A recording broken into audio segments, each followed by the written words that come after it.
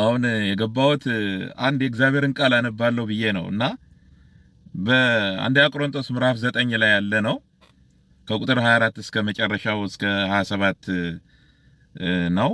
አንድ አራት ቁጥሮች ናቸውና እነሱን ማንበብ አስፈለገኝ ማለት ነው። ለምን ማንበብ ፈለኩኝ? ይሄኛው ክርስትና የምንለው ነገር የህይወት መንገድ የህይወት ነገር የምንለው ነገር በጣም የመጨረሻ ሲሪየስ ነገር በአለም ላይ ምንድነው ብላችሁ ብትሉ የህይወት ነገር ነው። የመጨረሻ ክሪቲካሊ እንድናየው የሚገባ ይሄ ነገር በጣም ወሳኝ ነው ብለን ትኩረት ልንሰጥበት የሚገባ ነገር የህይወት ጉዳይ ነው። እግዚአብሔር ይመስገን የዘላለማችን ጉዳይ ነው እና ስለዚህ በዛ መሰረት ነው ይሄ ሐሳብ በልቤ የመጣውና አንደኛ ቆሮንቶስ ምዕራፍ 9ን ከፍታችሁ ብታነቡት ከቁጥር 24 ጀምሮ ብታዩት ስለ ህይወት ነው የሚናገረውና ስለ ህይወት ይናገራል። ግን እኛ ስለ ህይወት ነው የሚናገረው እንላለን ወይ የሚል ጥያቄ ደግሞ ይነሳል ማለት ነው። ወይም አነሳለሁ ወይም እጠይቃለሁ ማለት ነው። በሽቅድምድም ስፍራ የሚሮጡት ሁሉ እንዲሮጡ ነገር ግን አንዱ ብቻ ዋጋውን እንዲቀበል አታውቁምን? እንዲሁም ታገኙ ዘንድ ሩጡ። የሚታገልም ሁሉ በነገር ሁሉ ሰውነቱን ይገዛል። እነዚያም የሚጠፋውን አክሊል ሊያገኙ ነው፣ እኛ ግን የማይጠፋውን። ስለዚህ እኔ ያለ ሐሳብ እንደሚሮጥ ሁሉ እንዲሁ አልሮጥም። ያለ ሐሳብ የሚሮጥ አለ ማለት ነው። እንዲሁ አልሮጥም። ሐሳብ አለብኝ፣ ሐሳብ አለኝ። ያለ ሐሳብ ዝም ብሎ በጭፍን አልሮጥም። ዓላማ አለኝ። ነፋስን እንደሚጎስም ሁሉ እንዲሁ አልጋደልም። ለሚያልፈው ነገር ነፋስን እየጎሰሙ ነው አይደል? ዳገቱን እየጎሰሙ ሜዳውን እየጎሰሙ የፀሐይ ሙቀቱን እየጎሰሙ ይሮጣሉ ማለት ነው። ለሚጠፋው አክሊል የሚሮጡቱ ማለት ነው። ይሄንን እናውቃለን። ነገር ግን ለሌሎች ከሰበኩ በኋላ ራሴ የተጣልኩ እንዳልሆን ስጋዬን እየጎሰምኩ አስገዛዋለሁ። አሯሯጥ ስለ አሯሯጥ ነው እዚህ ያስተማረ ያለው ማለት ነው ሐዋርያው ጳውሎስ። ስለ አሯሯጥ ነው የሚያስተምረው። አሯሯጥ የምንሮጥበትን የመጨረሻ ነገር ማግኘት በምንችልበት መንገድ እንድንሮጥ ስለፈለገ ስለ አሯሯጥ ነው የሚያስተምረን። ክፍሉን ሄዳችሁ ብትመለከቱት በተለይ የመጨረሻው ቁጥር ስለ አሯሯጥ እንደሚያስተምር ከ24 ጀምሮ ያነበብኩትን የመጨረሻውን ቁጥር 27ን ብታዩት እንዴት እንሮጥ የሚለውን ይመልሳል ማለት ነው። ለራሱ ሲመልስ እንመለከታለን። እንዴት መሮጥ እንደሚገባው ማለት ነው። እና ስጋዬን እየጎሰምኩ አስገዛዋለሁ ይላል። ስጋዬን እየጎሰምኩ አስገዛዋለሁ። ስጋን በማስገዛት ላይ የተመሰረተ ሩጫ። እነዛ ንፋሱን ይጎስማሉ አይደለ? ለሚጠፋው አክሊል ማለት ነው። ንፋሱን በአላማ ነው የሚሮጠው፣ እንደነሱ አይደለም። እነሱም በአላማ ነው የሚሮጡት። ግን እነሱ የሚያገኙት ሮጠው የሚያገኙት አክሊል ወይም ዋንጫም በለው የብርም የወርቅም የነሐስም እንበለው በአላማ ነው የሚሮጡት። እነሱም ግን ያ የሚጠፋ ነው፣ ለሚያልፍ ነገር ነው እንደዚህ የሚጋደሉት። እንዲህ እነሱ ከተጋደሉ ንፋሱን፣ አየሩን፣ ዳገቱን፣ ሜዳውን ይሄንን ሁሉ ታግለው እንደገና ደግሞ ያ ብቻ አይደለም አጠገባቸው ያለውን ሰው አብሯቸው የሚሮጠውን ታግለው ከነሱ ይልቅ በጣም ጎሳሚ ይሆንና ማለት ነው እሱን ሁሉ ታግለው ለዛ ለሚጠፋው አክሊል እንደዛ ከሮጡ እኛ ደግሞ እንዴታ ስለዚህ ታገኙ ዘንድ ሩጡ ይላል ማለት ነው። ምንድነው ይሄ ታገኙ ዘንድ የሚባለው እንዴ? ጌታም እኮ ምንድነው ያለው መጽሐፍ ቅዱስ ላይ ተክቶ የሚፈልገኝ ያገኘኛል። ተክቶ የሚፈልገኝ የተባለው ታዲያ ለማን ነው? ለአማኝ ካልሆነ ለዳነ ሰው ካልሆነ ወይም ደግሞ እኔ ድኛለሁ፣ እኔ አማኝ ነኝ፣ እኔ የእግዚአብሔር ነኝ ብሎ ላለ ሰው ካልሆነ በስተቀር ተክቶ የሚፈልገኝ ያገኘኛል ይባላል እንዴ? አሁን ለምሳሌ አንዱን ጌታን ያላገኘ ያልተቀበለ ሰው ሄደን ጌታ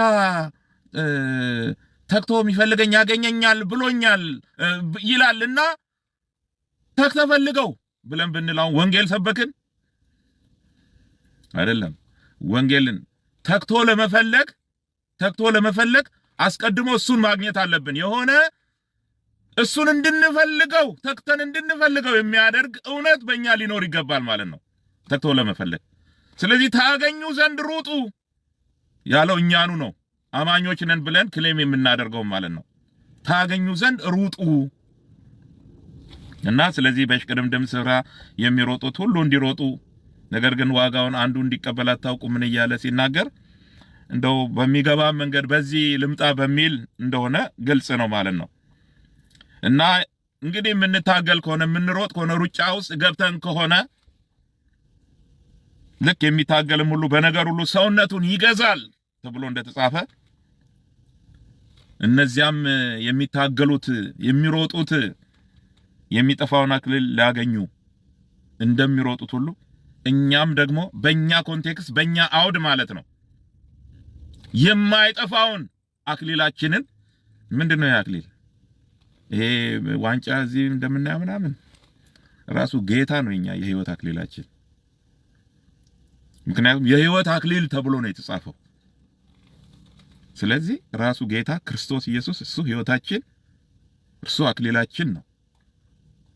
ለዚህ አይደል እንዴ በጠበበው ደጅ ግቡ ብሎ እኮ ይገርመኛል።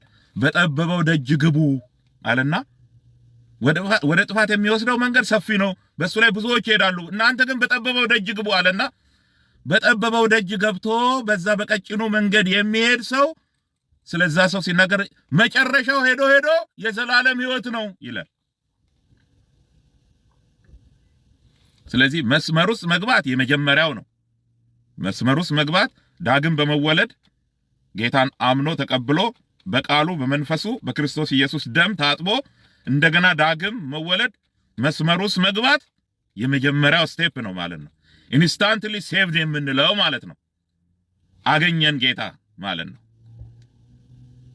ከጌታ ጋር ተገናኘን ማለት ነው። ምሕረትን ተቀበልን፣ አዲስ ፍጥረት ሆንን ማለት ነው።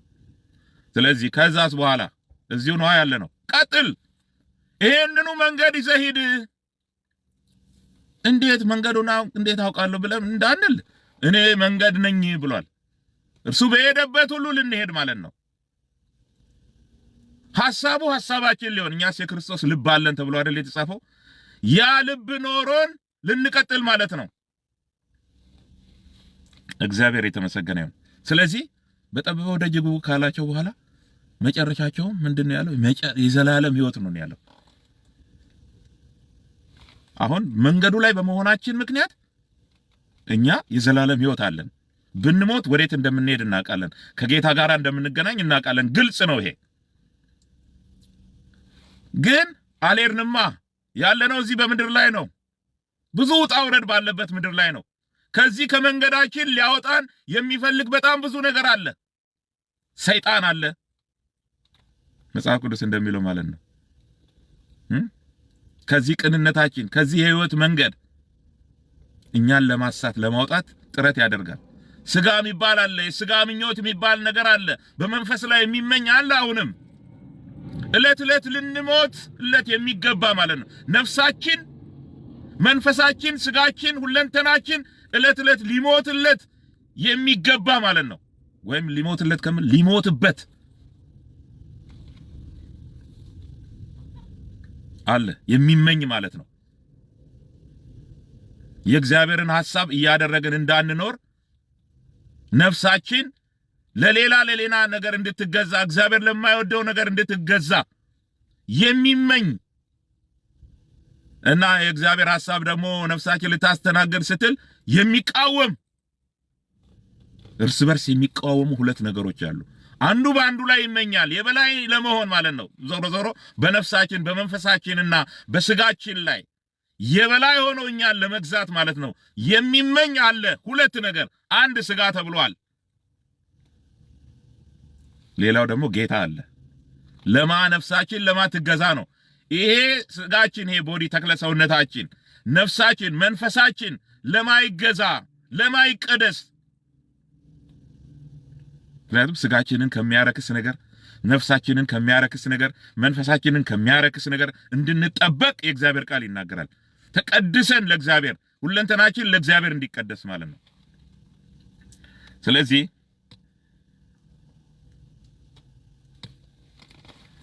ሩጫ ላይ ነን ያለነው። አሯሯጣችን ግን የተጣልን እንዳንሆን። መጣል ማለት እንዴት ነው? ቀላል ነገር ነው እንዴ? መጣል የሚባል ነገር እኮ አለ።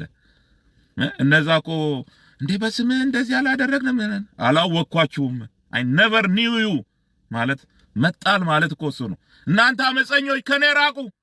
ሰው እዛ መንግስተ ሰማያት በር ላይ ዋናው ቦታ ደርሶ ሰው ወደ ዘላለም ህይወት የሚገባበት ቦታ ደርሶ አላውቅም መባል እኮ መጣል ማለት እሱ ነው። የገረመኝ እነማን ናቸው የተጣሉት ስንል በጣም አለን የሚሉ በቃ አለን በህይወት አለን ብለው በምድር ላይ ሲኩራሩ የነበሩ ሲመኩ የነበሩ የእግዚአብሔር መንግስት እንደሚወርሱ እርግጠኞች የነበሩ በሌሉበት ማለት ነው እርግጠኞች የሆኑ ያለ መንፈስ ቅዱስ ምስክርነት እርግጠኞች የሆኑ መጽሐፍ ቅዱሳችን የእግዚአብሔር መንፈስ ወይም ደግሞ ከእግዚአብሔር እንደሆንን በምን እናውቃለን ይላል? ከሰጠን ከመንፈሱ ነው የሚለው። ያ የእውነት መንፈስ በውስጣችን ሆኖ እየመሰከረልን ነው የምንኖረው በምድር ላይ ስንኖር ማለት ነው።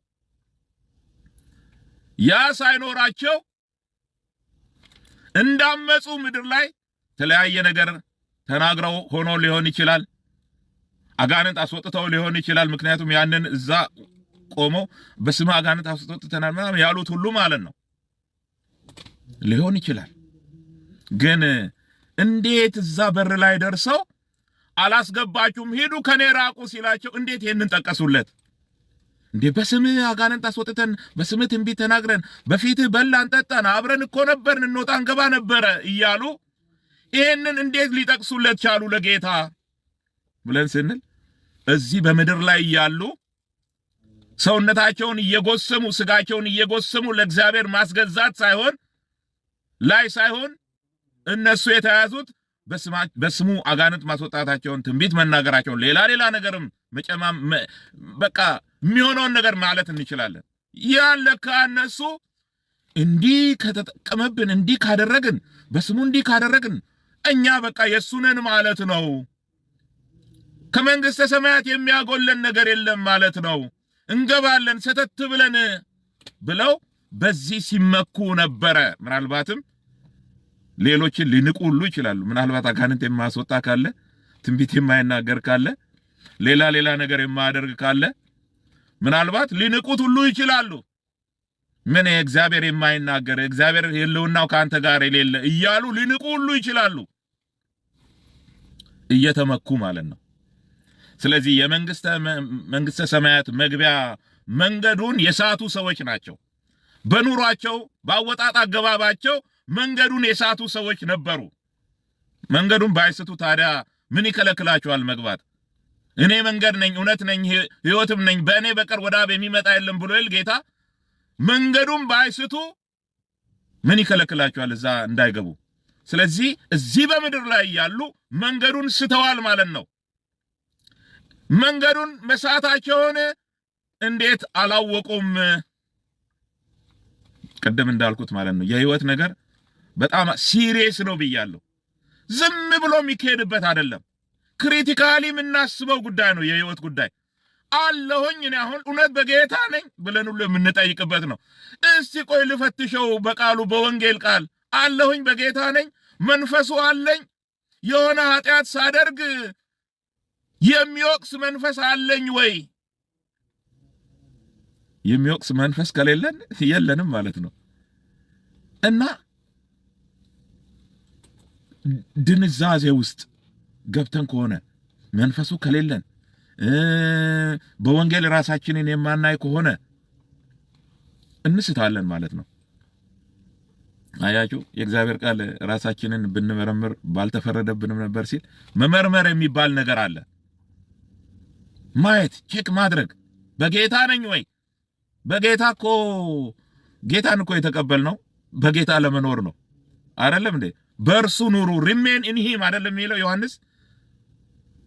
በመገለጡ ጌታ በሚገለጥበት ጊዜ በመምጣቱ እምነት እንዲሆንልን ወይም አማኞች ሆነው የኖሩልኝ ብሎ እንዲቀበለን በመምጣቱ በእርሱ ኑሩ ሪሜን ኢን ሂም በእርሱ ኑሩ። በእርሱ ኑሩ ማለት ምን ማለት ነው? በሐሳቡ ኑሩ፣ እንደ ሐሳቡ ኑሩ፣ እንደ ፈቃዱ ኑሩ ማለት አይደለም። እና ስለዚህ ነገር ግን ለሌሎች ከሰበኩ በኋላ ራሴ የተጣልኩ እንዳልሆን ስጋዬን እየጎሰሙ አስገዛዋለሁ። ማንን ነው የሚያስገዛው? ሰውነቱን ነዋ። ሁለንተና ነፍስ፣ ስጋውን፣ መንፈሱን ለእግዚአብሔር ያስገዛል ማለት ነው። ስጋ እንዳይገዛው ማለት ነው። ዓለም እንዳትገዛው፣ ሰይጣን እንዳይገዛው እነሱን ሁሉ ክዶ ለማን ያስገዛል? ለእግዚአብሔር ያስገዛል ሰውነቱን ማለት ነው። ለእግዚአብሔር ለወንጌል ያስገዛል ማለት ነው። ስለዚህ በዚህ እንዲህ ነው ይሄንን የማደርገው፣ ስጋዬን የሚጎስመው፣ ፈቃዴን የሚጎስመው የተለያየ ነገር የተለያየ ሐሳብ ወደኔ ሲመጣ እየጎሰምኩ ኖ የምለው የተጣልኩ እንዳልሆን ነው ይላል ማለት ነው። ስለዚህ እንዲህ ማሰብ ጥሩ ነው ብዬ አስባለሁ ወገኖች። ዝም ብሎ ያለ ሐሳብ መኖር አይደለም። ሰው አይደለም የሚመሰክርልን፣ በዋነኛነት እግዚአብሔር ሊመሰክርልን ይገባል። የእግዚአብሔር ምስክር ነው የሚበልጠው። ሰው በሌለንበት ብዙ ነገር ሊመሰክር ይችላል።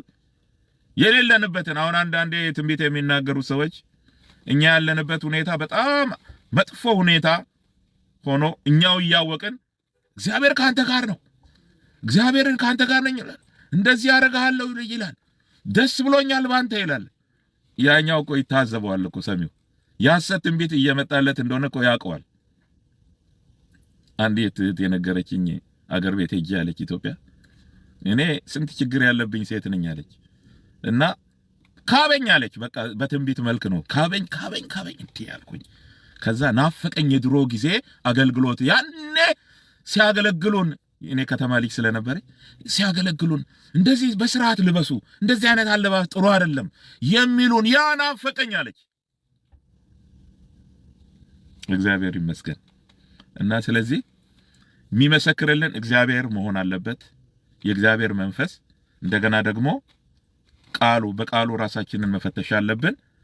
ሌላው እውነተኞች ሊመሰክሩልን ይችላሉ። እውነትን የሚያውቁ የተለወጡ የእግዚአብሔር ሰዎች ስለኛ ሊመሰክሩ ይችላሉ። እና ሐዋርያው ጳውሎስ መስክረዋል፣ ለብዙ የእግዚአብሔር ሰዎች መስክረዋል፣ ስለ እውነተኝነታቸው መስክረዋል። ደስ ብሎናል በእናንተ እያሉ መስክረዋል። እንደዛ ነው እንጂ ከዛ ውጪ ግን የእግዚአብሔር መንፈስ ለኛ እግዚአብሔር ሊመሰክር፣ የእግዚአብሔር ምስክር ከሰው ምስክር ይበልጣል ይላል። ዋናው እሱ ነው። አለን ወይ? እውነተኛ ምስክር አለን ወይ? ከቃሉ ጋር የማይጣረስ እውነተኛ ምስክር አለን ወይ? እግዚአብሔር አምላክ የተመሰገነ ይሁን። እና ስለዚህ ታገኙ ዘንድ ሩጡ ይላል። በሽቅድምድም ስፍራ የሚሮጡ ሁሉ እንዲሮጡ ታውቃላችሁ፣ ግን አንዱ ነው የሚያገኘው አክሊሉን ይላል። እና እናንተም ታገኙ ዘንድ ሩጡ ይላልና ይሄንን ስለ አሯሯጥ ነው እየተናገረ ያለው። አሯሯጣችን፣ ክርስትና አያያዛችን፣ አካሄዳችን እንደማለት ነው። አካሄዳችንን ከእግዚአብሔር ጋር እናድርግ እንደማለት ነው። አካሄድን ከእግዚአብሔር ጋር በማድረግ የተጣልኩ እንዳልሆነ እሻለሁ፣ እፈልጋለሁኝ። በዚህ ምክንያት ነው ሰውነቴን እየጎሰምኩ የማስገዛው ይልናል ማለት ነው። እግዚአብሔር አምላክ የተመሰገነ ይሁን። ይሄንን ጥቂት ነገር ለማሳሰብ ነው የገባሁት። ማሳሰብ የሚባል ነገር አለ፣ በጣም አስፈላጊ ነው። ሐዋርያው ጳውሎስ እኔ አሳስባለሁ፣ ግድ የለኝም፣ ምንም ችግር የለብኝም፣ ደግሜ ባሳስብ ይላል። ማሳሰብ የሚባል ነገር አለ። ስንት ነገርን ሰውን ያሳስባል አይደለም? ግን ይሄኛውን ነገር ማሳሰብ ደግሞ ከሁሉ የበለጠ ነው ማለት ነው። ከሁሉ የበለጠ ሲሪየስ የሆነ ልንጠነቀቅለት፣ ልንሳሳለት የሚገባ ነገር ቢኖር የህይወት ጉዳይ ነው ማለት ነው። እግዚአብሔር አምላክ የተመሰገነ ይሁን። ይሄን በልቤ ሲመጣ ጊዜ አካፈልኳችሁ ማለት ነው። እግዚአብሔር ይባርካችሁ። ጌታ እኔንም ይርዳኝ፣ እናንተንም ይርዳችሁ። በርቱ። ሰላማችሁ ይብዛ። ተባረኩልኝ።